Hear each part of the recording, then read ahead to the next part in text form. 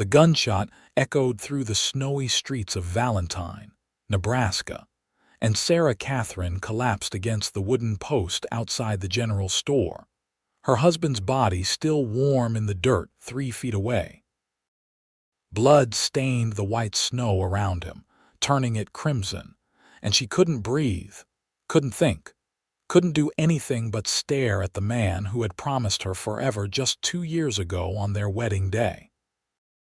It was December 1882, and the winter had come early and brutal to the small frontier town, but nothing compared to the ice that now filled her veins as she watched the outlaw who had shot her husband mount his horse and ride away with his gang, laughing as they disappeared into the white landscape. Nathan Everett was riding into town when he heard the shot, his black gelding's hooves crunching through the fresh snow that had fallen the night before. He had been traveling for 3 weeks from Wyoming, heading south to find work on one of the cattle ranches that dotted the Nebraska plains, and Valentine was supposed to be just another stop along the way. He was 26 years old, weathered by years of hard work and harder winters, his dark hair long enough to brush his collar and his green eyes sharp from spending most of his life outdoors. When he saw the woman on her knees in the snow, her dark hair falling loose from its pins and her face pale as death itself, something in his chest tightened in a way he had never experienced before. He dismounted before he even realized what he was doing, his boots hitting the ground with a soft thud as he rushed toward her. The townspeople were starting to emerge from their hiding places now that the danger had passed, their faces grim and frightened, but no one was moving to help her. She was wearing a simple gray dress that was now soaked through with melted snow, and her hands were shaking so violently that she couldn't seem to hold them still. When he knelt beside her, he could see that her eyes were brown, the color of rich earth, and they were completely empty of everything except grief. "Madam," he said softly, reaching out to touch her shoulder. "Madam, we need to get you inside." She didn't respond, didn't even seem to hear him. Her gaze was fixed on the body in the snow, and tears were streaming down her face now, silent and endless. Nathan looked at the dead man and saw that he was young, probably no older than 30, with fair hair and a kind face even in death. The bullet had caught him in the chest, and there was nothing anyone could have done to save him. Nathan had seen enough death in his years to know when it was instant and when it was suffering, and at least this man had gone quickly. "Sarah." A woman's voice cut through the cold air, and Nathan looked up to see an older lady rushing toward them, her skirts held high to keep them out of the snow. "Oh, Sarah, my dear girl." The woman who knelt beside them was in her 50s, with gray streaks in her brown hair and eyes that held both compassion and steel. She put her arms around Sarah and held her tightly, and for the first time, Sarah made a sound, a low, keening wail that seemed to come from the very depths of her soul. Nathan felt his chest constrict again, felt an overwhelming urge to do something, anything, to stop that sound from continuing. "I'm Mrs. Margaret Hayes," the older woman said, looking at Nathan with gratitude in her eyes. "Thank you for coming to help. This is Sarah Catherine. That's her husband, Thomas, in the snow. Those outlaws came through demanding money from the bank, and Thomas was the clerk there. He tried to stop them." Nathan nodded, understanding flooding through him. Thomas had been brave and foolish in equal measure, and now his young widow was left alone in a harsh world that had little mercy for women without protection. He stood up and walked over to the body, lifting it gently despite the dead weight. Thomas had been a slender man, and Nathan carried him easily into the general store where Mrs. Hayes directed him. They laid him on a table in the back room, and Nathan covered him with a clean sheet that someone provided. When he came back out, Sarah was still on her knees in the snow, but now she was just staring at the red stain that marked where her husband had fallen. Mrs. Hayes was trying to coax her to stand, but Sarah seemed to have lost all will to move. Nathan walked over and, without asking permission, bent down and lifted her into his arms. She weighed almost nothing, and he could feel her trembling against his chest as he carried her toward the boarding house that Mrs. Hayes pointed out. "The doctor is coming," Mrs. Hayes said as they walked. "Though I don't think there's much he can do for shock, except give her something to help her sleep." Nathan laid Sarah on the bed in a small room on the second floor of the boarding house, and Mrs. Hayes immediately began removing Sarah's wet clothes, replacing them with a warm nightgown. Through it all, Sarah said nothing, did nothing, just lay there like a broken doll. Her tears had stopped now, frozen on her cheeks like tiny crystals of ice, and Nathan thought that somehow the silence was worse than the crying had been. The doctor arrived 20 minutes later, a grizzled old man named Dr. Patterson, who had clearly seen his share of tragedy in this frontier town. He examined Sarah briefly, then prepared a draught of laudanum mixed with other herbs that he said would help her rest. After he had gotten her to drink it and her eyes had finally closed in exhausted sleep, he turned to Nathan and Mrs. Hayes with a grave expression. "She's in shock, pure and simple," he said. "Her body and mind have been dealt a blow that's going to take time to recover from. She'll need constant care for the next few days, maybe longer. Does she have family here?" Mrs. Hayes shook her head. "Thomas and Sarah came here from Ohio 2 years ago. They were both orphans who met at a foundling home and fell in love. They had no one but each other, which is why they decided to come west and start fresh. Thomas got the job at the bank, and Sarah did sewing and mending for folks around town. They were saving up to buy a little house of their own." Nathan felt anger rising in his chest, hot and fierce. These outlaws had destroyed more than just one man's life today. They had shattered dreams and stolen futures, and for what? A few $100s from a small town bank. He found himself thinking about Sarah's empty eyes and wondering if she would ever be able to fill them with hope again. "I'll stay and help," he heard himself say, and both Mrs. Hayes and Dr. Patterson looked at him in surprise. "I mean, if there's anything I can do, I don't have anywhere pressing to be." Mrs. Hayes studied him for a long moment, her sharp eyes taking in his weathered face, his honest expression, his strong hands that had handled Sarah and her dead husband with such gentleness. Whatever she saw must have satisfied her because she nodded slowly. "We could use the help," she admitted. "Sarah's going to need more than just medical care. She's going to need someone to handle the practical matters, the funeral arrangements, dealing with Thomas's affairs at the bank. And with those outlaws still out there, having a man who knows how to handle himself wouldn't go amiss." Nathan nodded, his decision made. He had come to Valentine looking for temporary work, and it seemed he had found it, though not in any way he could have imagined. That night, he took a room at the boarding house and lay awake listening to the wind howl outside his window, thinking about a woman with brown eyes full of grief and wondering why her pain affected him so deeply, when he had never even met her before today. The funeral was held 3 days later, on a gray morning when the snow had stopped falling but the clouds still hung low and heavy over the town. Sarah stood at the graveside like a ghost, her face pale and drawn, her eyes red from crying but dry now, as though she had no more tears left to give. She wore a black dress that Mrs. Hayes had helped her alter to fit, and her dark hair was pulled back severely from her face.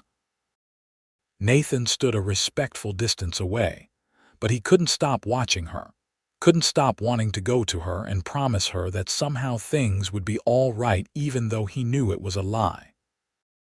The minister said words about God's mercy and eternal rest, and the townspeople who had gathered murmured their agreement, but Nathan could see that Sarah wasn't listening.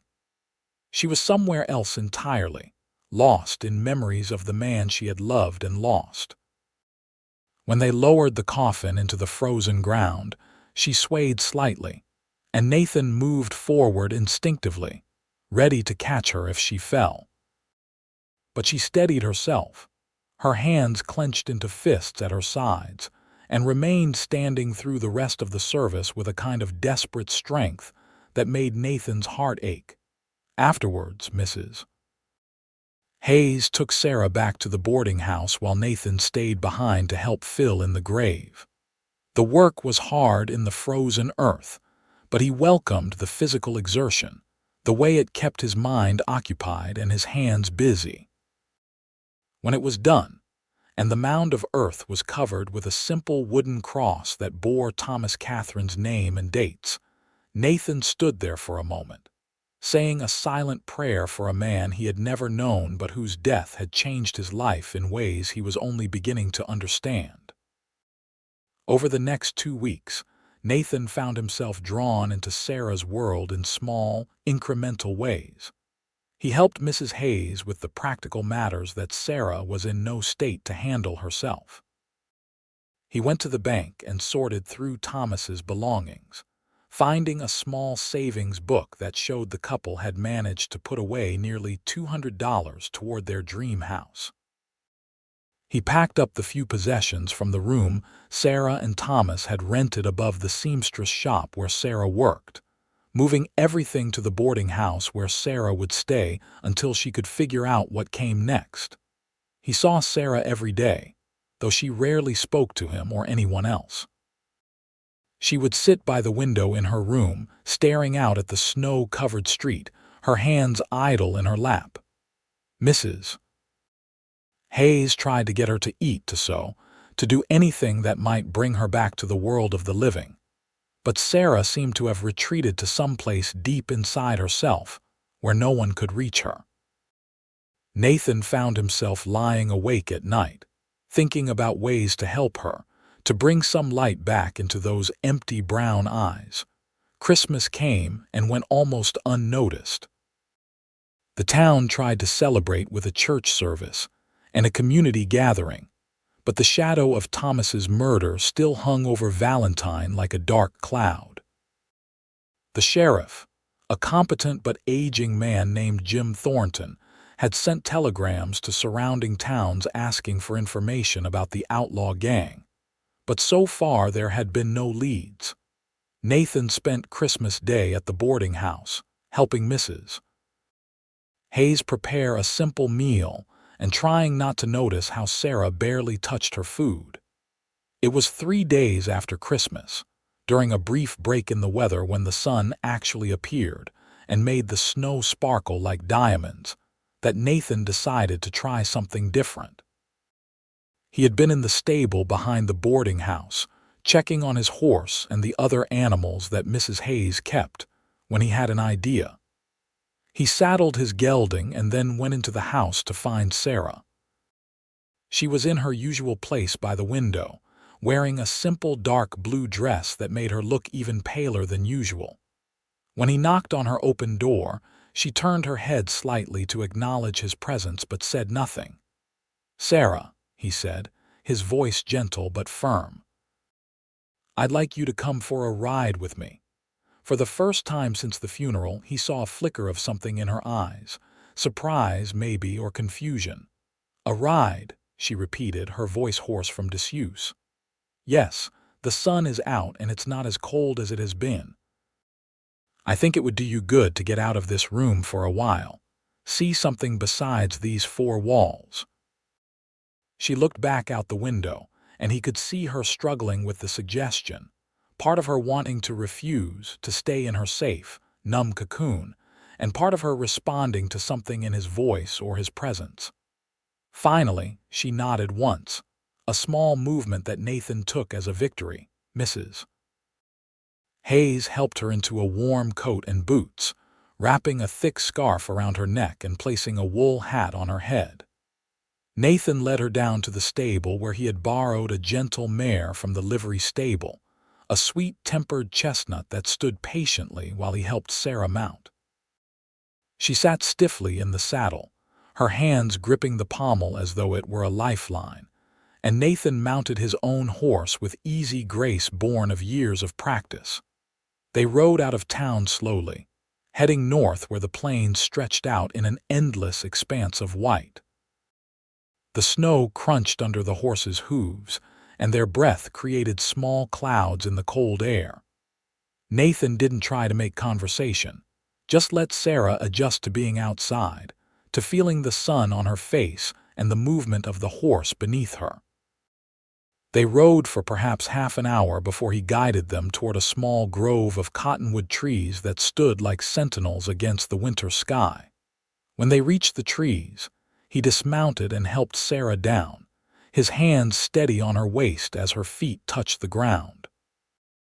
She looked around at the peaceful scene, at the way the sunlight filtered through the bare branches and created patterns on the snow, and he saw her shoulders relax slightly, some of the tension leaving her body for the first time since he had met her. "It's beautiful," she said softly, and Nathan felt his heart skip at the sound of her voice saying something other than necessities or polite responses. "I thought you might like it," he replied, tying the horses to a low branch. "Sometimes when things get too heavy, I find that being out in nature helps. It reminds me that the world is bigger than my problems, that life continues even when it feels like it should stop." Sarah turned to look at him, really look at him, and he saw that her eyes were no longer empty. They were filled with pain, yes, but also with a kind of desperate searching, as though she were trying to find a reason to keep going. "How do you do it?" she asked. "How do you keep going when everything you loved is gone?" Nathan was quiet for a moment, thinking about his own past, about the losses he had experienced in his 26 years. "You take it one day at a time," he said finally. "You get up in the morning because that's what you have to do. You put one foot in front of the other. And eventually, if you're lucky, you find something or someone worth living for again." Tears were streaming down Sarah's face now, but these were different from the ones she had cried before. These were tears of release, of finally beginning to process the enormity of what had happened to her. "I loved him so much," she whispered. "Thomas was everything to me. We grew up together, survived together. He was my whole world." "I know," Nathan said, and without thinking he reached out and pulled her into his arms.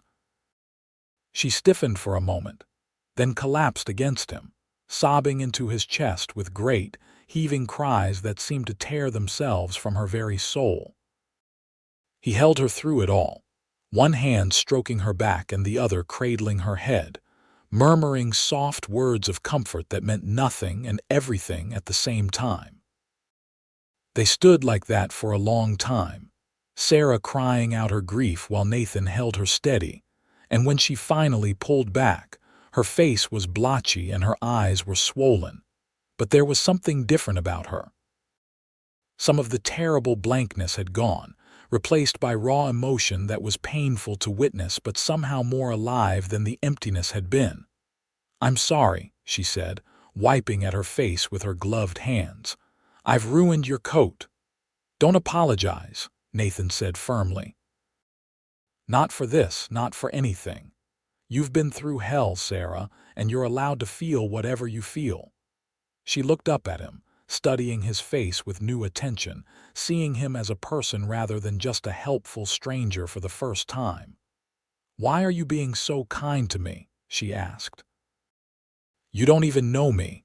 You were just passing through town when this happened. You could have ridden on and left all this mess behind." Nathan was silent for a moment, trying to find the right words. "I don't know," he admitted. "When I saw you in the snow that day, something in me just knew I couldn't leave. Call it fate or coincidence or just plain stubbornness, but I felt like I was supposed to be here, supposed to help you somehow." Sarah's eyes searched his face, and he saw confusion there, and something else that might have been the beginning of gratitude or maybe even hope. "Thank you," she said simply. "For everything you've done, for not letting me disappear into the darkness completely." They rode back to town slowly as the sun began to set, painting the snow in shades of pink and gold. Nathan felt something shifting between them, some invisible barrier beginning to crack, and he was both excited and terrified by what that might mean. When they reached the boarding house and he helped Sarah dismount, their hands lingered together for a moment longer than necessary, and he saw color rise in her pale cheeks.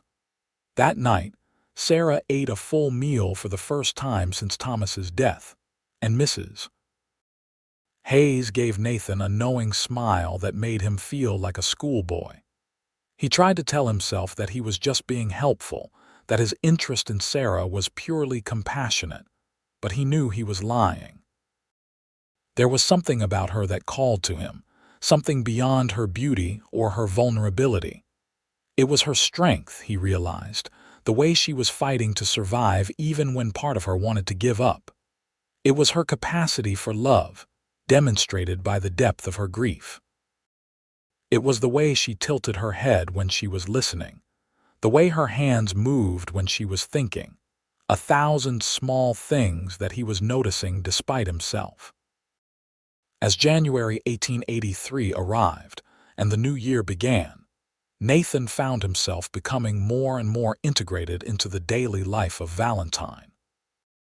He took a job at the livery stable, where his skill with horses was immediately appreciated, and he moved into a small room above the stable that was drafty but private.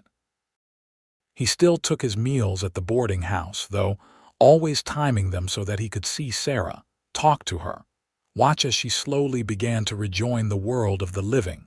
Sarah, for her part, had started to heal in small increments. She began sewing again, taking in mending work that Mrs. Hayes brought her from around town. She started to smile occasionally, though never fully, and she would sometimes laugh at something Nathan said, a soft sound that made his chest feel tight. They fell into a pattern of taking rides together twice a week, weather permitting, exploring the area around Valentine and talking about everything and nothing. It was during one of these rides, in mid-January, when the temperature had risen slightly and the snow had begun to melt in patches, that Sarah asked Nathan about his past. They were sitting on a fallen log near a frozen creek, sharing the lunch that Mrs. Hayes had packed for them, and the question came out of nowhere. "You know everything about me," Sarah said, breaking off a piece of bread and feeding it to the horses. "But I realize I know almost nothing about you. Where are you from? Do you have family?" Nathan was quiet for a moment, staring at the ice on the creek. "I'm from Wyoming originally," he said. "My parents had a ranch there, nothing big but enough to make a living. I grew up working with cattle and horses, learning everything there was to know about ranch life." "Had?" Sarah asked softly, picking up on his use of the past tense. "They died when I was 20, Nathan said. "There was a fever that went through the territory that year. Took a lot of folks, including my parents, within a week of each other. I had a younger sister too, Emily, but she had married a farmer the year before and moved to Colorado. She's got 3 kids now, last I heard." "I'm sorry," Sarah said, and he could hear the genuine sympathy in her voice. "So you've been alone since then, mostly." "I worked on various ranches for a few years, never staying anywhere too long. I guess I was trying to outrun the memories, or maybe just trying to figure out who I was supposed to be without my family. I was heading south looking for more work when I came through Valentine. And then you met me and got saddled with a broken widow instead," Sarah said, but there was no bitterness in her voice, just a kind of wry acknowledgement of the situation. Nathan turned to look at her, his green eyes serious. "You're not broken, Sarah. You're healing, and that's different. And I don't feel saddled with anything. Being here, helping you, spending time with you, it's the first time in 6 years that I've felt like I was exactly where I was supposed to be." Sarah's breath caught, and he saw her eyes widen slightly. The air between them suddenly felt charged with something electric, something that made Nathan's heart race and his palms sweat despite the cold. He reached out slowly, giving her time to pull away if she wanted to, and touched her cheek gently with his gloved hand. "Sarah," he said softly, "I know it's too soon, and I know this is probably the worst possible timing, but I need you to know something. These past few weeks, getting to know you, watching you be so brave and strong even when you're breaking inside, it's made me feel things I never expected to feel. You're remarkable, and I find myself thinking about you every moment of every day." Tears filled Sarah's eyes, but these weren't tears of grief. "Nathan, I don't know what to say. I cared for Thomas so much, and part of me feels guilty for even listening to you say these things. But another part of me, a part I'm almost afraid to acknowledge, is glad you said them. You've become so important to me, and I don't know when that happened or how, but it's true." "You don't have to say anything," Nathan said quickly. "I just wanted you to know. I'm not asking for anything from you, Sarah. I'll be your friend for as long as you need one, and if that's all I ever am, then that's enough."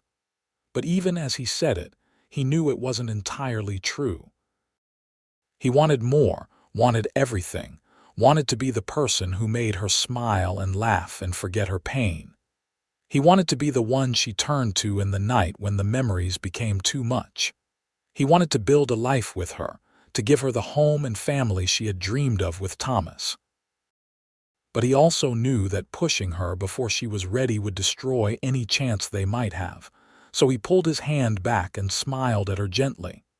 "Come on," he said, standing up and offering her his hand. "We should head back before Mrs. Hayes sends out a search party." They rode back to town in comfortable silence, but something had changed between them. Some line had been crossed that could never be uncrossed. Nathan felt hopeful and terrified in equal measure, wondering if he had ruined everything or started something wonderful. Sarah was quiet and thoughtful, her eyes distant as she processed what he had said, and what it meant for her own confused feelings. Over the next month, their relationship continued to deepen and evolve.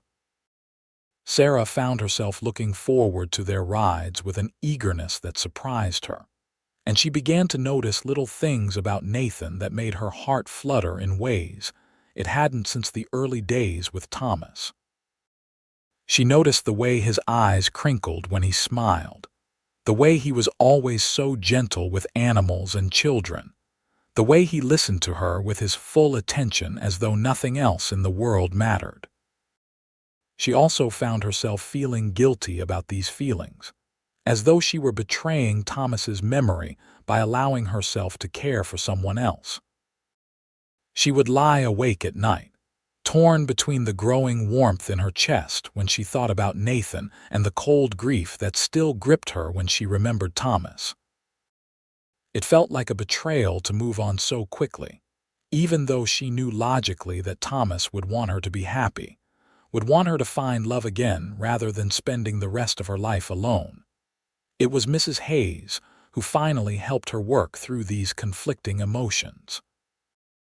One evening in early February, when Nathan had gone back to the livery stable for the night and Sarah was sitting in the parlor staring into the fire, the older woman sat down beside her and took her hand. "You're struggling," Mrs. Hayes said simply. "I can see it in your eyes. You care for Nathan, but you feel guilty about it." Sarah looked at her in surprise, then nodded slowly. "Is it that obvious?" "Only to someone who knows what to look for," Mrs. Hayes said kindly. "Sarah, dear, I'm going to tell you something, and I want you to really listen. Thomas is gone, and that's a terrible tragedy. You loved him, and you always will. But love doesn't die just because a person does. The love you had for Thomas will always be a part of you, and nothing and no one can ever take that away." "Then how can I feel these things for Nathan?" Sarah asked, tears slipping down her cheeks. How can I think about him the way I'm thinking about him when Thomas has only been gone for 2 months? Because your heart is bigger than you know, Mrs. Hayes said firmly. Love isn't a finite resource, Sarah. You can love Thomas and still have room in your heart for Nathan. You can honor your past while still building a future.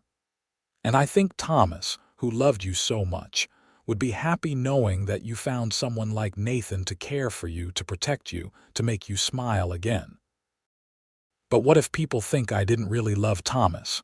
What if they think I moved on too quickly? Mrs. Hayes snorted inelegantly.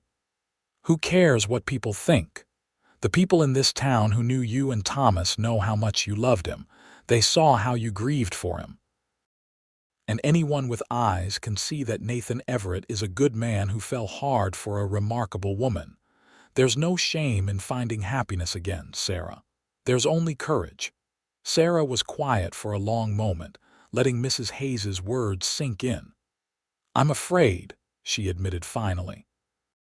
I'm afraid of losing someone again, of opening my heart and having it shattered. I don't know if I'm strong enough to survive that kind of pain twice. None of us know if we're strong enough until we have to be, Mrs. Hayes said. But I'll tell you this, the alternative is to close yourself off, to never love again, to spend the rest of your life safe but alone. Is that really what you want? Sarah thought about Nathan, about his gentle strength and his patient kindness. She thought about the way he made her feel alive again, the way her heart raced when she saw him, the way she caught herself smiling at random moments because of something he had said or done. She thought about the possibility of a future with him, of building the home and family she had dreamed of not being alone anymore. No, she said softly, that's not what I want. Mrs. Hayes patted her hand and smiled. Then stop fighting what you feel, dear girl. Let yourself be happy.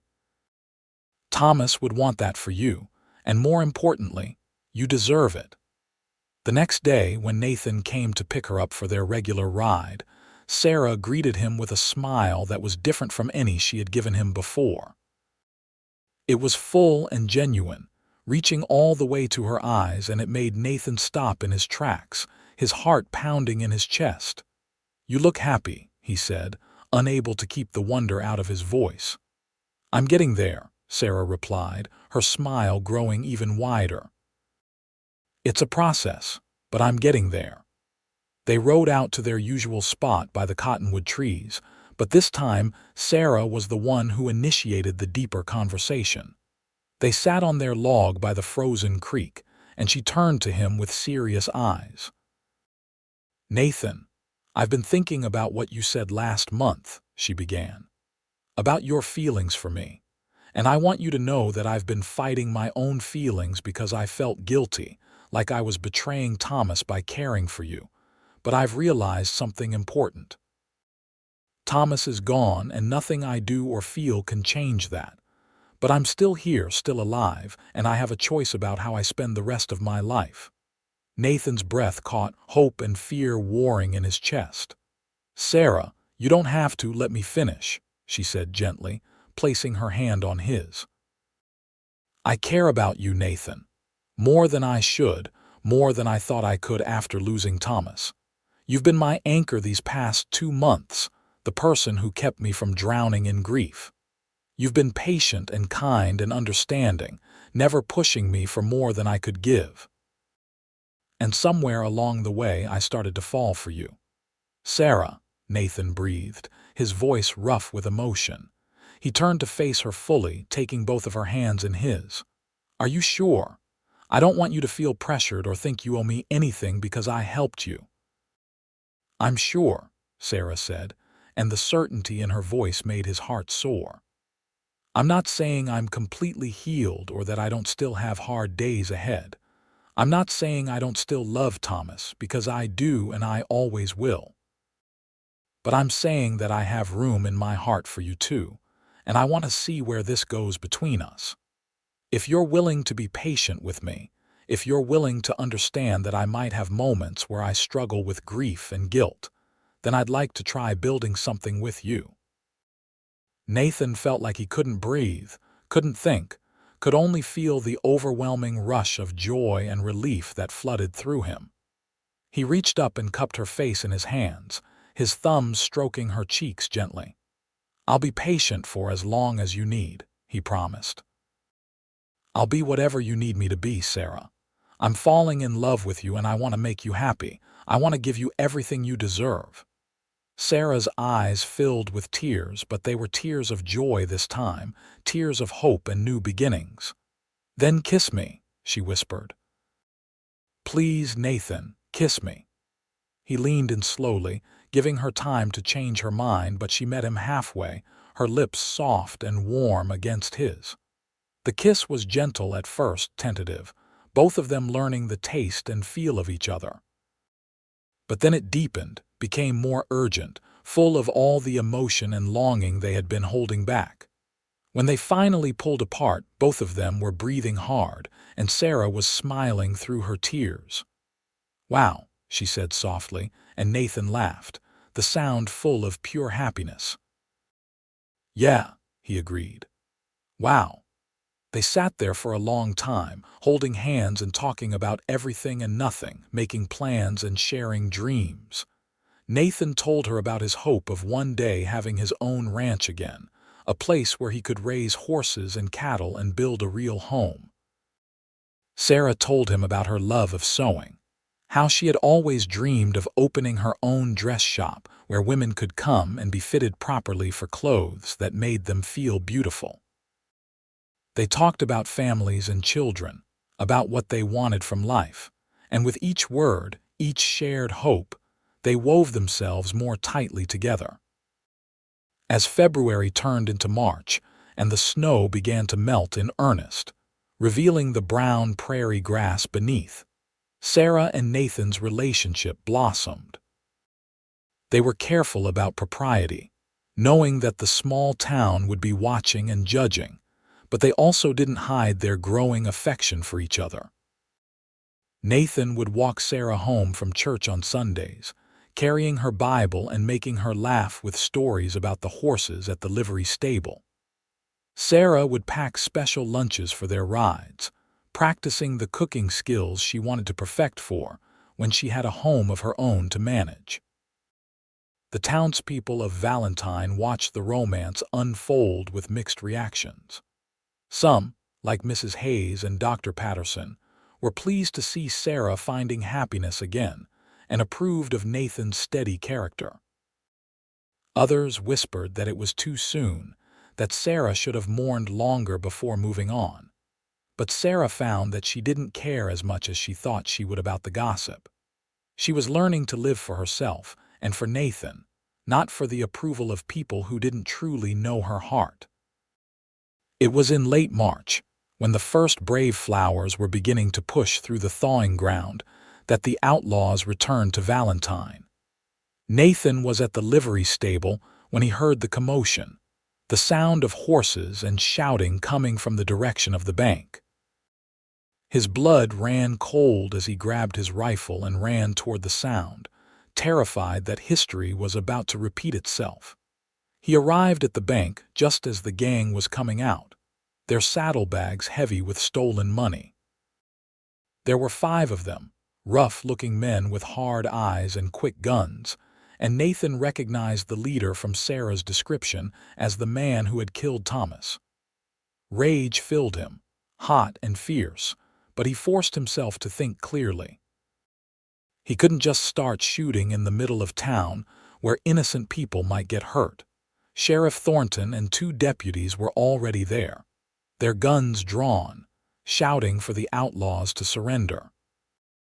The leader just laughed, the same laugh that had haunted Sarah's nightmares for months, and reached for his gun. Everything happened in slow motion after that. The sheriff fired, and one of the outlaws fell. Return fire rang out, and Nathan saw one of the deputies go down.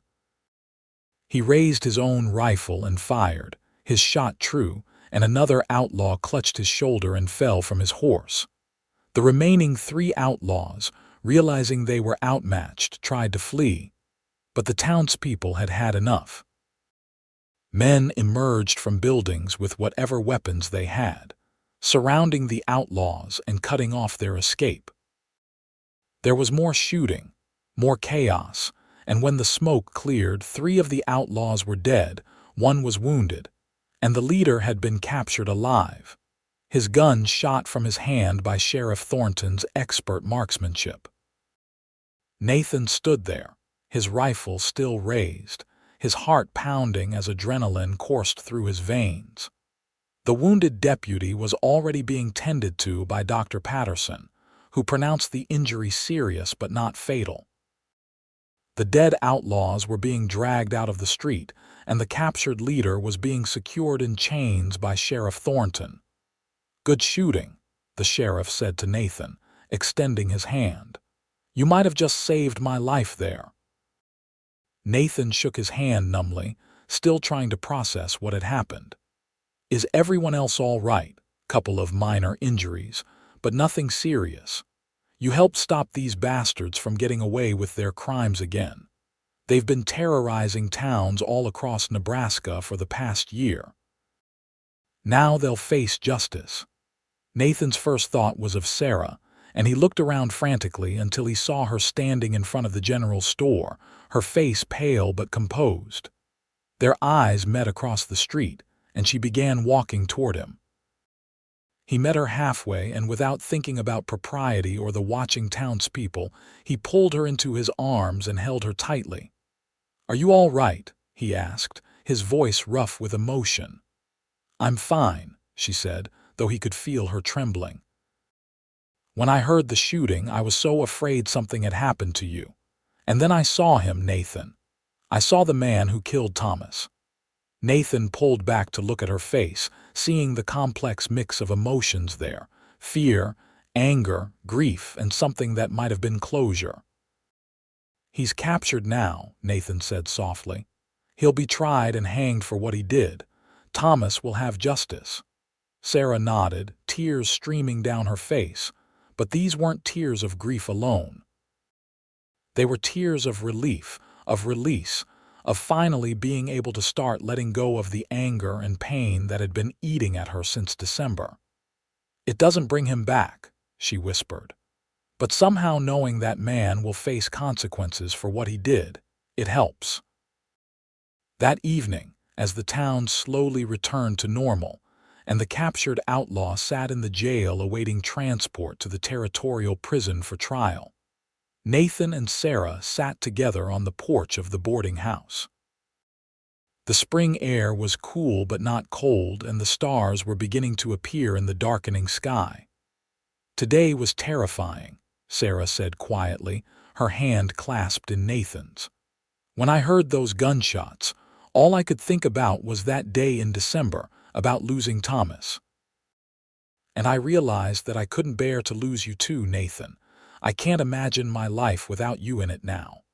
Nathan turned to her, his green eyes serious in the lamplight spilling from the windows behind them. "You won't lose me," he promised. "I'm not going anywhere, Sarah. I love you. I think I've loved you since the moment I saw you in the snow, broken and grieving, and something in me just knew that you were important, that you were meant to be part of my life." "I love you too," Sarah said, the words coming easily now that she had given herself permission to feel them. "It's different from what I felt for Thomas, but it's no less real.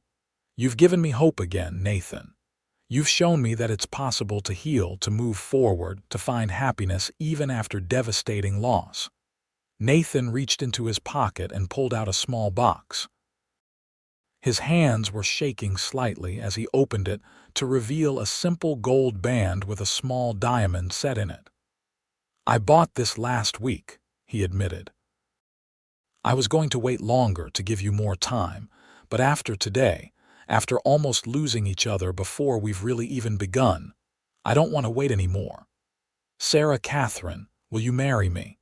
Will you let me spend the rest of my life making you happy and keeping you safe?" Sarah looked at the ring, then at Nathan's face, seeing the love and hope and slight fear in his eyes. Her heart felt full to bursting, and more tears spilled down her cheeks. But these were different tears entirely from the ones she had cried in December. These were tears of joy, of a future suddenly bright with possibility, of love found in the most unexpected circumstances. "Yes," she said, her voice strong and sure. "Yes, Nathan, I'll marry you." He slipped the ring onto her finger and it fit perfectly, as though it had been made just for her.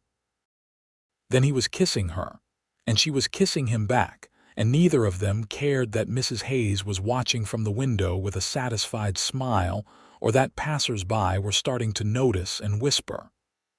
All that mattered was this moment, this commitment, this promise of forever. They were married 6 weeks later, in mid-May, when the prairie was green and alive with wildflowers.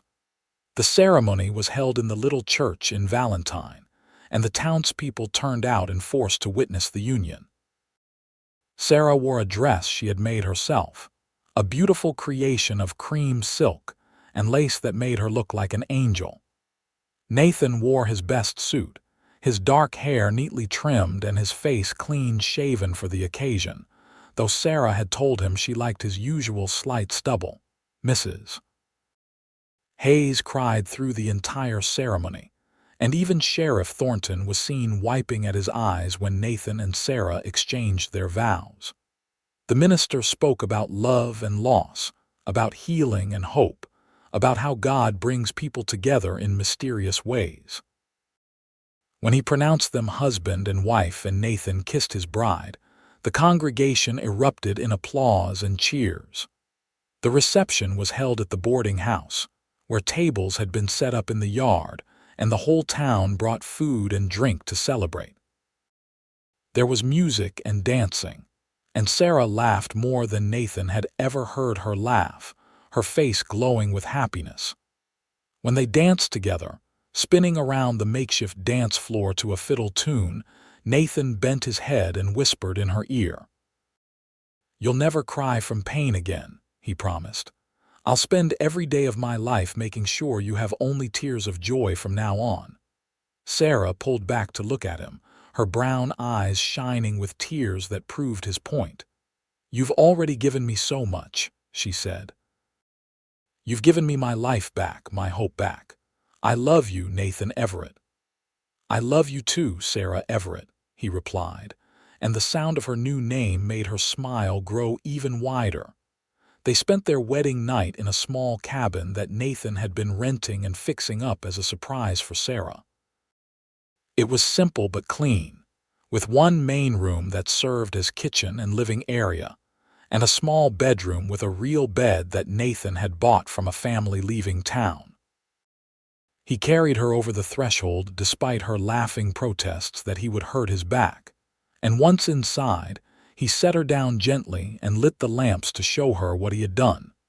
The cabin was furnished simply, but with care. There was a table and chairs he had made himself, a stove he had purchased and installed, curtains that Mrs. Hayes had helped him sew. And in the bedroom, the bed was covered with a beautiful quilt that had been a wedding gift from several of the church ladies.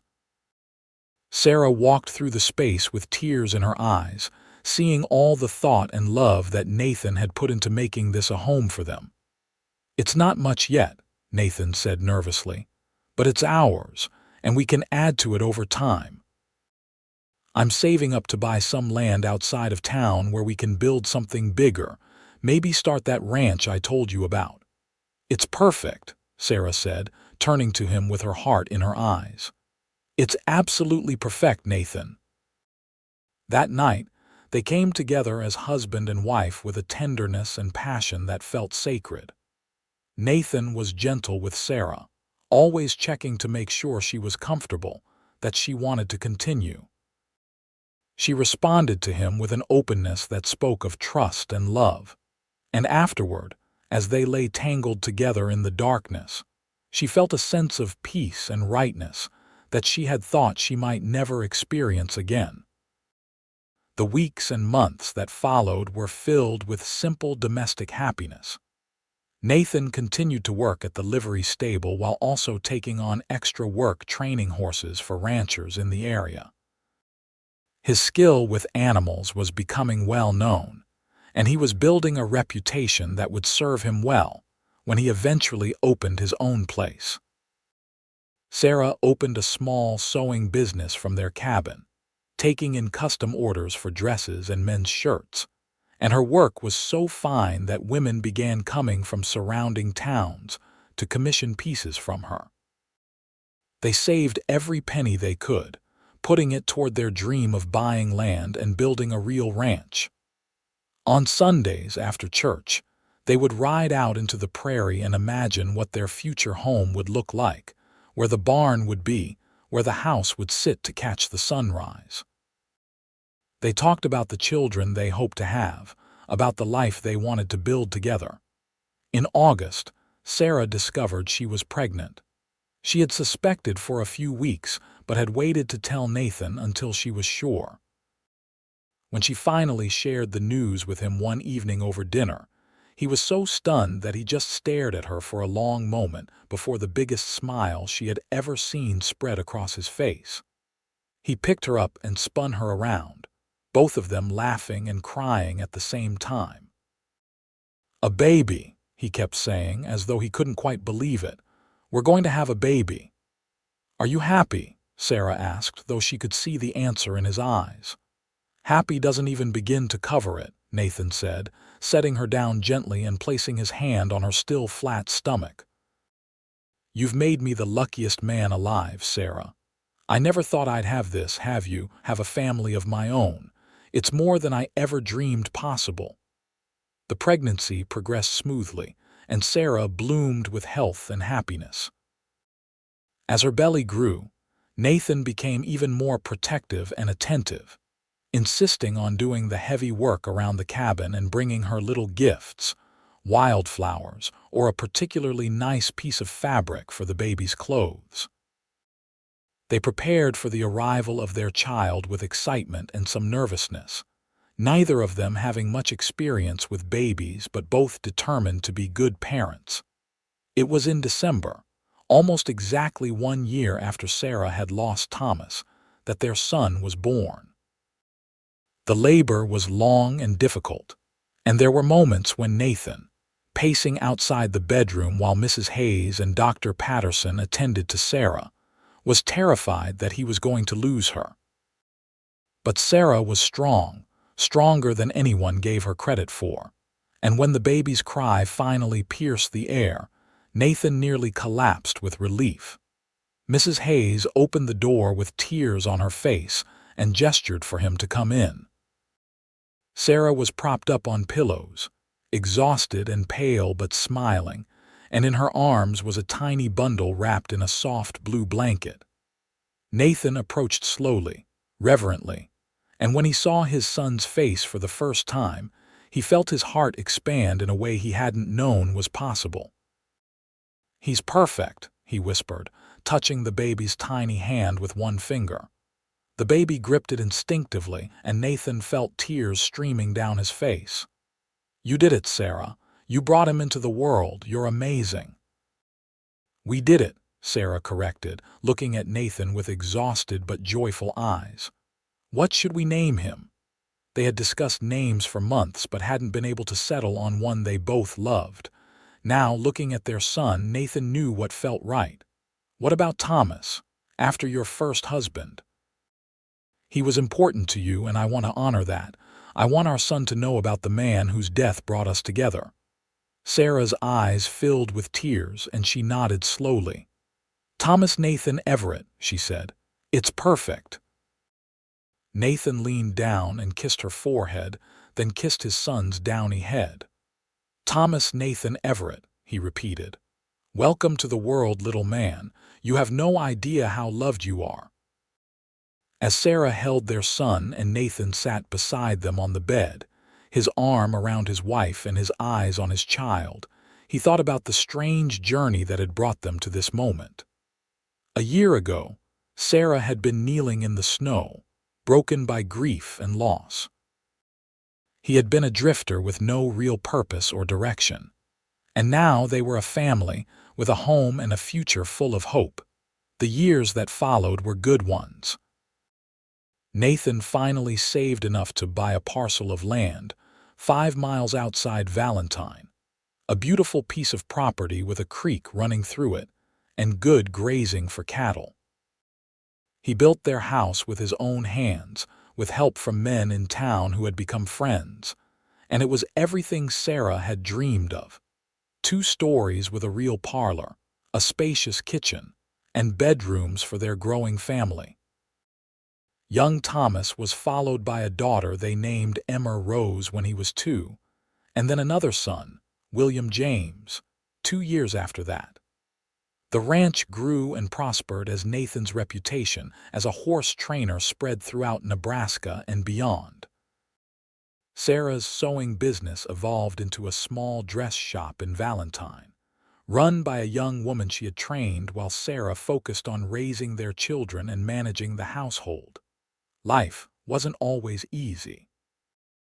There were hard winters and dry summers, years when the cattle prices dropped and money was tight. There were childhood illnesses that kept them up nights and arguments about how to handle the challenges of running a ranch and raising a family. But through it all, Nathan and Sarah held tight to each other and to the love that had brought them together in the darkest of circumstances.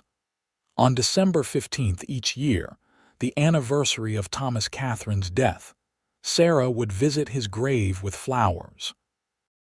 Nathan would go with her, holding her hand as she stood in front of the simple headstone and remembered the young man she had loved and lost. The first few years, she would cry, and Nathan would hold her and comfort her. But as time went on, the tears came less frequently, replaced by fond memories and gratitude for the path that loss had set her on. "You think he knows?" Sarah asked Nathan one year as they stood at the grave.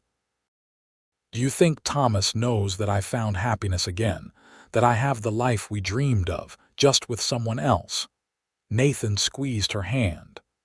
"I think if he loved you the way you've told me he did, then yes, he knows. And I think he's glad you didn't spend your life alone mourning him.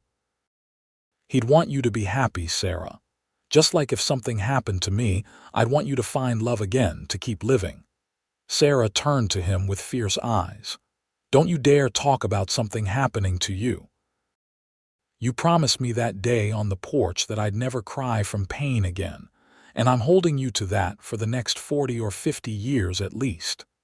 Nathan laughed and pulled her close, kissing the top of her head.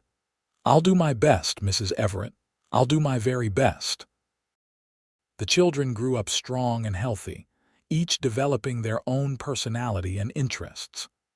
Thomas, the eldest, inherited his father's way with horses and his mother's quiet strength. He was serious and responsible, always the first to help with chores and the last to complain. Emma was a beautiful, spirited girl with her mother's brown eyes and her father's adventurous streak.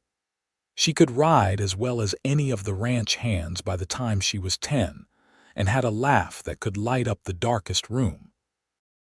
William was the baby, sweet-natured and curious, always asking questions about how things worked and why the sky was blue. Nathan and Sarah watched their children grow with pride and joy, and as they did, they grew too.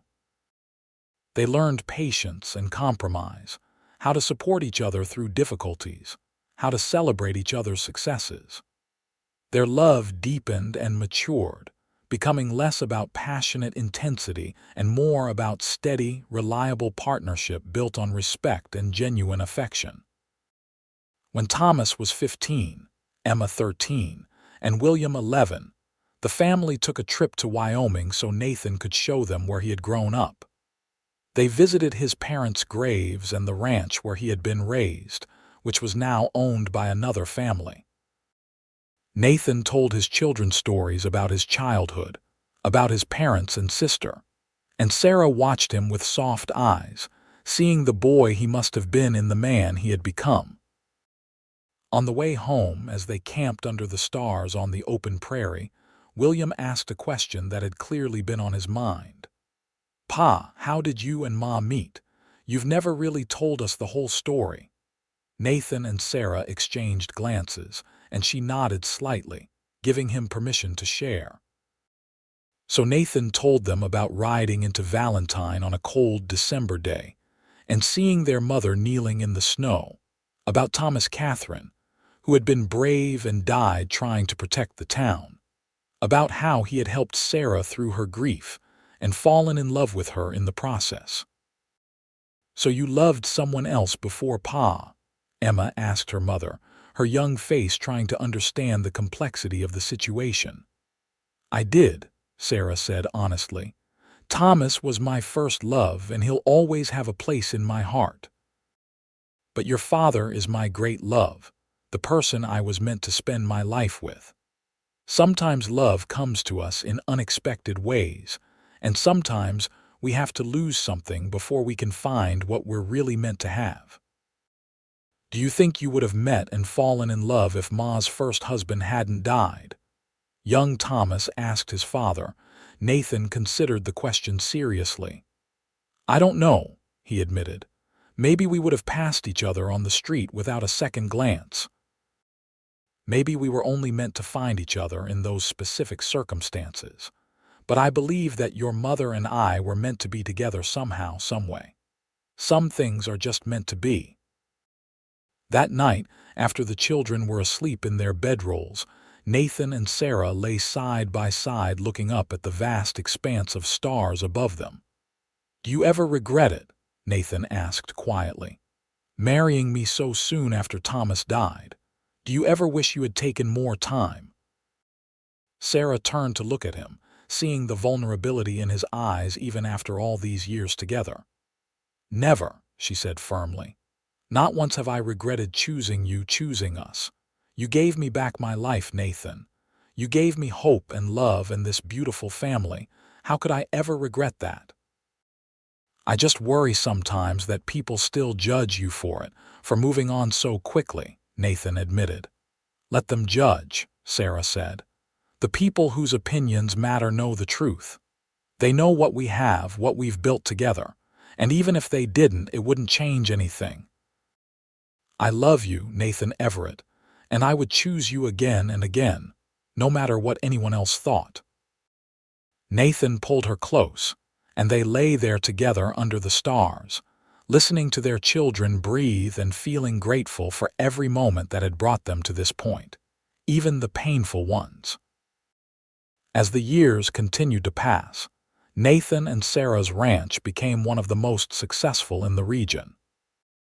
Nathan's horses were sought after by ranchers and the army alike, and Sarah's investment advice, drawn from her natural business sense and the lessons she had learned running her sewing business, helped them make smart decisions about expanding and diversifying their holdings. They employed several ranch hands and became important members of the Valentine community, known for their generosity and fairness. They also made sure to teach their children the values they held dear: hard work, kindness, honesty, and the importance of family.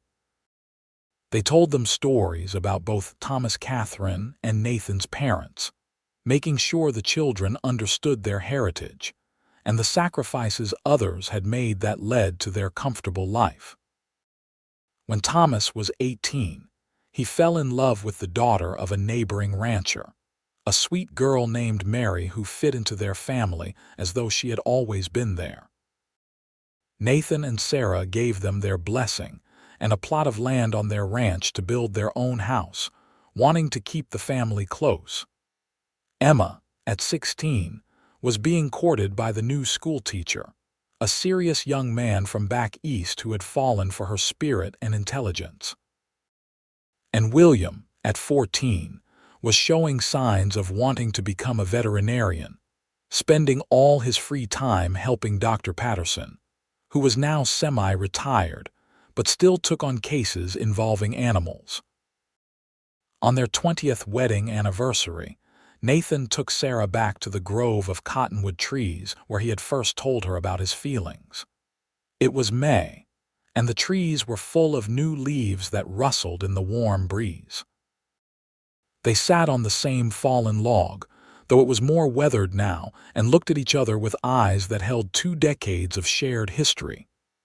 "You remember what I said to you that day?" Nathan asked, taking her hand in his. "Which thing?" Sarah asked with a smile. "You said a lot of things that day. I said that sometimes when things get too heavy, being out in nature helps. It reminds you that the world is bigger than your problems, that life continues even when it feels like it should stop." "I remember," Sarah said softly. "And you were right."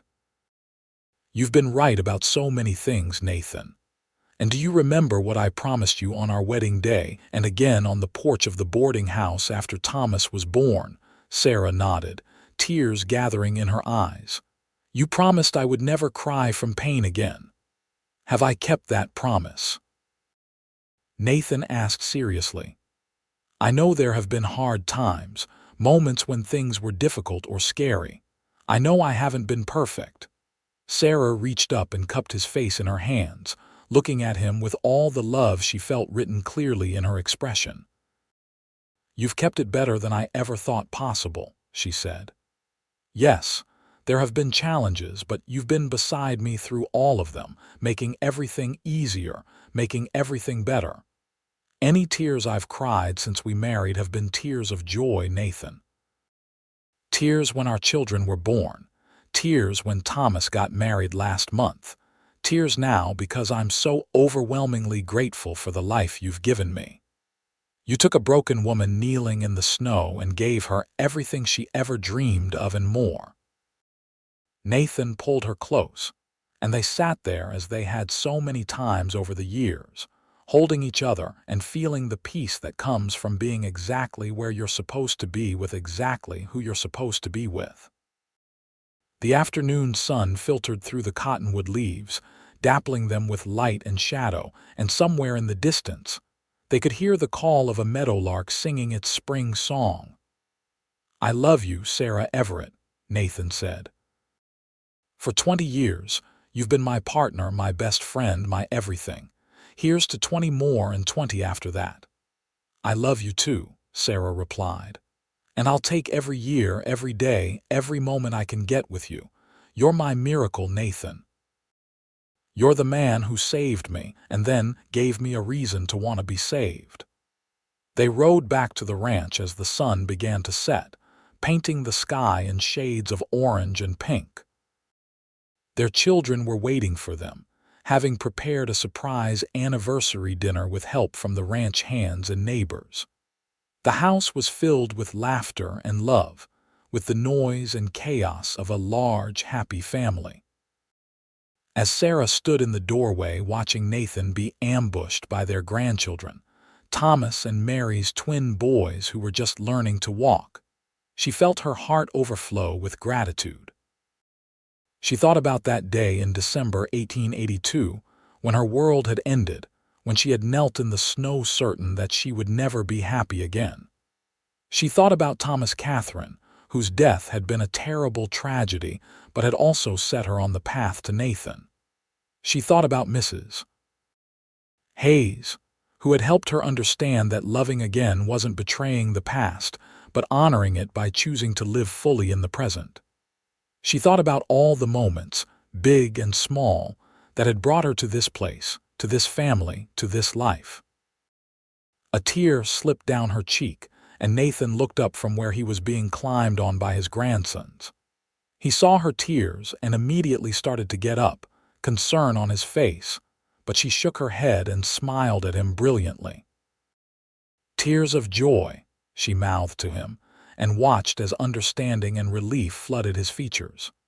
He smiled back at her, that special smile he reserved just for her, and she felt her heart skip a beat even after all these years. The evening was perfect, filled with good food and better company. They danced to music played on Emma's piano, the one Nathan had surprised her with for her 16th birthday, despite the expense and difficulty of transporting it from Omaha. They told stories and shared memories, and when the children finally went to bed and the guests went home, Nathan and Sarah sat together on their porch, watching the stars come out one by one. "A penny for your thoughts," Nathan said, his arm around her shoulders. "I was just thinking about how strange and wonderful life is," Sarah said. "How the worst day of my life led to the best days. How losing Thomas brought me to you. How pain and joy are sometimes so intertwined that you can't have one without the other." "Do you think you would change anything if you could?" Nathan asked. "Would you go back and prevent Thomas's death if it meant we never met?" Sarah was quiet for a long moment, really considering the question. "That's an impossible question to answer," she said finally. "The person I was then, kneeling in that snow, would have given anything to have Thomas back. But the person I am now, who knows what we've built together, who has our children and our life, I don't think I could give that up either. I think all I can do is honor both parts of my story. I can remember Thomas with love and gratitude for what he taught me, and I can live my life with you with joy and appreciation for every day we have together." "That's very wise," Nathan said, kissing the top of her head. "I learned from the best," Sarah replied, snuggling closer to him. "You've taught me so much about resilience and hope, and choosing to see the good in life even when things are hard." They sat in comfortable silence for a while, and then Sarah spoke again. "Nathan, do you remember exactly what you said to me that day when you found me crying happy tears after Thomas was born?" "I said snow covered your tears of joy," Nathan replied, the memory clear even after all these years. "And I promised you that you'd never cry from pain again." "And you've kept that promise every single day since," Sarah said. "You've given me a life full of love and laughter, full of children and grandchildren, full of dreams realized and new dreams to chase. You've been my rock, my shelter, my home." "You've been the same for me," Nathan said seriously. "Before you, I was just drifting, existing but not really living. You gave me purpose, gave me a reason to put down roots and build something lasting. You and our family are everything to me, Sarah." As they sat there under the stars, holding each other close, they both knew how incredibly lucky they were. They had found each other in the most unlikely of circumstances, had built a love that was strong enough to weather any storm, had created a family and a legacy that would continue long after they were gone. It wasn't the life either of them had planned, but it was better than anything they could have imagined. The years continued to flow by, marked by the milestones of their children's lives and the slow, steady work of building and maintaining their ranch. Emma married her schoolteacher and moved to Denver, where he had accepted a position at a prestigious academy. But she visited often and wrote long letters full of news and love. William did become a veterinarian, studying in Omaha before returning to Valentine to take over Dr. Patterson's practice when the old man finally retired. Thomas and Mary stayed on the ranch, learning the business from Nathan and preparing to take it over when he was ready to step back. More grandchildren came, each one a source of joy and pride. Nathan taught them all to ride, just as he had taught their parents, and Sarah made sure they all knew how to sew on a button and bake bread, skills she considered essential regardless of gender. The ranch house was always full of noise and activity, and Nathan and Sarah wouldn't have had it any other way. When Nathan was 52 and Sarah was 50, they traveled back to Wyoming one more time. Nathan wanted to visit his sister Emily, whom he hadn't seen in person in over a decade, though they corresponded regularly by letter. Emily was now a grandmother herself, still living on her farm in Colorado with her husband and surrounded by children and grandchildren. The reunion between the siblings was emotional and wonderful, and Sarah got to hear stories about Nathan as a boy that made her laugh and made him blush. On the way home, they stopped at the cemetery where Nathan's parents were buried. He stood at their graves with Sarah beside him, their hands clasped together, and told them about his life. "I wish you could have met her," he said, his voice thick with emotion. "I wish you could have known Sarah and our children. I think you would have loved them. I think you would have been proud of the life I've built." "They know," Sarah said softly. "Somehow, wherever they know. And they are proud, Nathan. How could they not be? You're an amazing man, an amazing husband and father. You've created something beautiful from nothing, and that's the greatest legacy anyone could leave." As they rode back toward Valentine, toward home, Nathan found himself reflecting on his life with a sense of deep satisfaction. He had experienced loss and pain, as everyone did, but he had also experienced profound joy and love. He had watched his children grow into good people, had held his grandchildren, and seen his legacy continuing into the future. And through it all, he had had Sarah by his side, his partner in every sense of the word.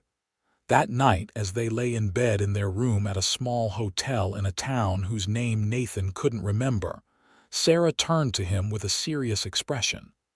"Nathan, I want you to know something. If anything ever happened to me, if I died tomorrow or next year or 20 years from now, I want you to know that my life has been full and happy because of you. You saved me that day in the snow, but you've kept saving me every day since. You've given me more than I ever deserved, and I'm grateful for every moment we've had together." "Don't talk like that," Nathan said, his voice rough. "You're not going anywhere. We're going to grow old together, watch all our grandchildren grow up, maybe even meet a few great-grandchildren." "I hope so," Sarah said. "But if something does happen, I want you to know that I died happy. I died loved and loving, and that's all anyone can really ask for in this life." Nathan pulled her close, holding her tightly, and silently vowed to the universe that he would do everything in his power to make sure Sarah lived for many more years, because he couldn't imagine his life without her in it. She had become as essential to him as breathing, and the thought of losing her was unbearable. But Sarah was right that life was unpredictable, and the next year brought challenges that tested them in new ways. A drought hit the region, the worst in decades, and the ranch struggled. Cattle died, crops failed, and money became desperately tight. Nathan worked longer hours than ever, trying to keep everything afloat, and Sarah did the same, taking in extra sewing work and economizing everywhere she could. The stress took its toll on both of them, and for the first time in their marriage, they had serious arguments about what to do, whether to sell off part of the ranch, whether to take out loans they might not be able to repay. But even in the midst of their worst fight, when Nathan had said something harsh about Sarah not understanding the realities of ranching, and she had fired back that he was too proud to ask for help, they stopped themselves before real damage was done. Nathan looked at Sarah's hurt face and felt his anger drain away, replaced by shame. He crossed the room and took her hands, even though she tried to pull away. "I'm sorry," he said. "I'm scared and stressed, and I'm taking it out on you, and that's not fair. You've been my partner through everything, and I should be treating you like one instead of trying to handle this all on my own." Sarah's anger faded too, and she squeezed his hands. "I'm sorry too. I do understand the realities, maybe not as well as you do, but I understand enough. And I'm scared too, Nathan. I'm scared of losing everything we've built, but we'll figure it out together like we always have. We're stronger together than we are apart." They worked through that difficult year as a team, making hard decisions together and supporting each other when things seemed darkest. Thomas and Mary helped as much as they could, and even Emma sent money from Denver, insisting that they accept it as repayment for all the years they had supported her. Slowly, painfully, they weathered the drought, and when the rains finally came the next spring, it felt like a blessing from heaven itself. The ranch recovered, and with it, Nathan and Sarah's spirits.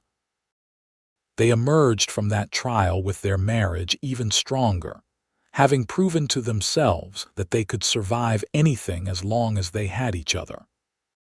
Nathan made a conscious effort after that to share his worries with Sarah rather than trying to shoulder them alone. And Sarah made sure to remind him regularly that she valued his strength, but didn't need him to be invulnerable. More years passed, good years full of the ordinary joys and sorrows that make up a life. They celebrated anniversaries and birthdays, attended graduations and weddings, mourned the deaths of friends and townsfolk who had been part of their community for decades. Mrs. Hayes passed away peacefully in her sleep at the age of 82, and Nathan and Sarah attended her funeral with heavy hearts, remembering how instrumental she had been in bringing them together and helping Sarah heal. When Nathan was 60 and Sarah was 58, they decided it was time to officially hand over the day-to-day running of the ranch to Thomas and Mary. It wasn't that they were incapable of continuing. Nathan was still strong and healthy, and Sarah had more energy than women half her age. But they wanted time to enjoy each other, to travel a bit, to be grandparents without the constant pressure of managing a large operation. Thomas took over the ranch with pride and competence, and it thrived under his leadership. He had learned well from his father, combining Nathan's instincts with his own innovations. Nathan found that he enjoyed the freedom of retirement, the ability to spend his days however he pleased. He still helped around the ranch when he felt like it, still trained horses occasionally because he loved it, but mostly he spent his time with Sarah. They took that trip to California they had always talked about, riding the train west and seeing the ocean for the first time. They visited Emma in Denver and spent a month spoiling their grandchildren there. They even went back to Ohio, to the foundling home where Sarah and Thomas Catherine had grown up, and Sarah left a generous donation in memory of her first husband, wanting to help other orphan children have a chance at the kind of life she had found. On a snowy December day, 40 years to the day after Thomas Catherine's death, Nathan and Sarah stood at his grave together. They were both in their 70s now, their hair gray and their faces lined, but they still held hands with the same affection they had shown as newlyweds. Sarah laid a wreath of evergreen branches on the grave as she did every year and stood in silence for a moment. "Thank you," she said softly, and Nathan knew she was talking to Thomas, not to him. "Thank you for loving me, for teaching me what love meant. Thank you for your sacrifice, even though I wish with all my heart you hadn't had to make it. You'll never be forgotten, Thomas. You're part of my story, part of who I am." As they walked back toward their waiting carriage, Sarah stopped and turned to Nathan. "And thank you," she said, her brown eyes full of love and gratitude. "Thank you for being patient with me, for understanding that I needed to honor my past even as I built my future with you. Thank you for 40 years of love and laughter, for our children and grandchildren, for every single day we've had together." "Thank you for letting me love you," Nathan replied, "for giving me a purpose and a family and a reason to stop drifting. You made me a better man, Sarah. You made me who I was always meant to be." They kissed there in the snow, two old people who loved each other as much as they had as young newlyweds, maybe even more because their love had been tested and proven over decades. When they pulled apart, they were both crying, but as Nathan had promised so long ago, these were tears of joy, not pain. They lived another 15 years together, years that were gentle and sweet.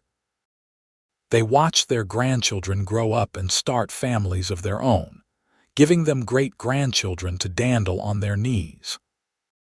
They celebrated their 50th wedding anniversary with a party that brought together everyone they loved, a testament to the life they had built and the love they had shared. They grew old together with grace and humor, supporting each other through the various indignities and challenges of aging bodies. When Sarah died peacefully in her sleep at the age of 83, Nathan held her hand and told her he loved her one last time, even though she was past hearing. He grieved deeply, as was natural after losing someone who had been his companion for more than 50 years, but he didn't fall apart the way Sarah had when she lost Thomas. He had Sarah's strength now, the lessons she had taught him about resilience and hope, and he used them to get through each day. He lived for 2 more years, years he spent surrounded by his children and grandchildren, telling them stories about their mother and grandmother, making sure they knew what an exceptional woman she had been. He told them about the day he first saw her kneeling in the snow, about how he had fallen in love with her bravery and strength. He told them about the life they had built together, about the challenges they had overcome and the joys they had shared. When Nathan died at the age of 87, he was buried next to Sarah in the Valentine Cemetery, not far from where Thomas Catherine lay. His children and grandchildren gathered to mourn him and celebrate his life, telling stories about his gentleness and his wisdom, about the way he had loved their mother so completely that it had become the standard by which they all measured their own relationships. And years later, when the grandchildren told their own children about their great-grandparents, they would talk about a love story that had begun in tragedy, but had transformed into something beautiful. They would tell about how a cowboy had found a broken woman in the snow and had promised her that she would never cry from pain again, and how he had kept that promise for more than 50 years. They would talk about Nathan and Sarah Everett as examples of what love should be: patient and kind, steadfast and true, able to weather any storm and emerge stronger on the other side. The ranch continued to thrive for generations, each successive owner learning the values that Nathan and Sarah had instilled in their family. The house Nathan had built with his own hands stood strong for over a century, sheltering his descendants and reminding them of the legacy of love and hard work he had left behind.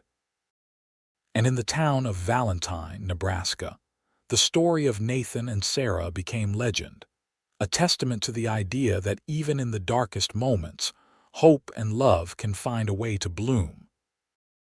The end of their story was really just the beginning of something larger, a ripple effect of love that spread through generations and touched countless lives. Sarah had once been a woman who thought her life was over, that she had nothing left to live for.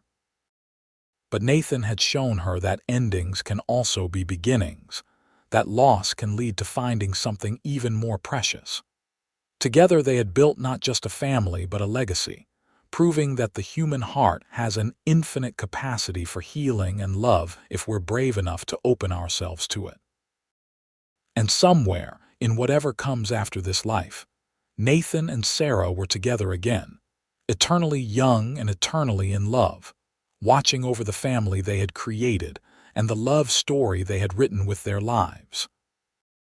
The snow that had covered Sarah's tears of joy on so many occasions over the years was just frozen water, temporary and fleeting. But the love they had shared was eternal, as permanent as the stars in the wide Nebraska sky, as enduring as the prairie grass that returned each spring no matter how harsh the winter had been. They had found each other in the most unlikely of circumstances, had chosen love even when it would have been easier to close their hearts, and in doing so, they had created something that would last forever.